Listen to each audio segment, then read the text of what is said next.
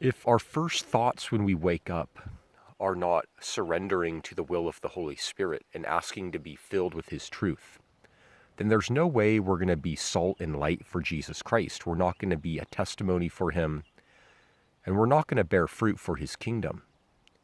But if we want to be God's children, we have to be fully surrendered to the Holy Spirit, taking up our cross, denying ourselves, putting on the full armor of God.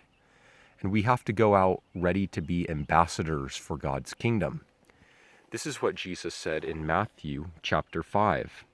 You are the salt of the earth, but if the salt loses its flavor, how shall it be seasoned? It is then good for nothing, but to be thrown out and trampled underfoot by men. You are the light of the world. A city that is set on a hill cannot be hidden, nor do they light a lamp and put it under a basket, but on a lampstand, and it gives light to all who are in the house. Let your light so shine before men that they may see your good works and glorify your Father in heaven. I had this dream last night that it was like I was back in high school, and I was listening to the conversations of the high school students at lunch, sitting at a lunch table. The conversations were completely fruitless. And I just remembered about how when I was back in high school, it was very important to dress the right way, to be cool, to be hanging out with the right kids. And as we grow older, we grow out of that.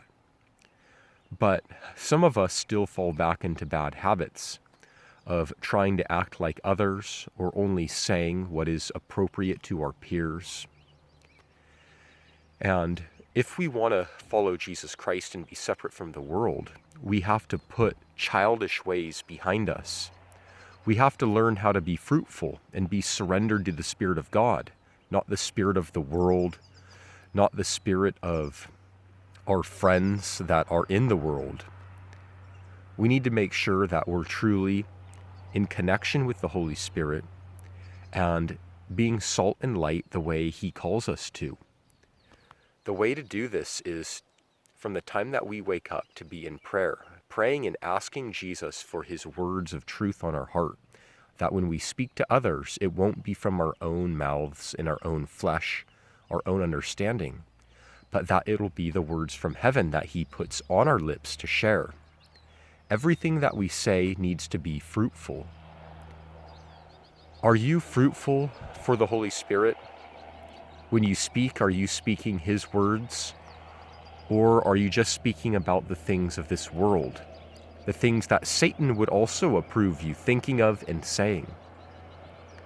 May the grace of Jesus be with you.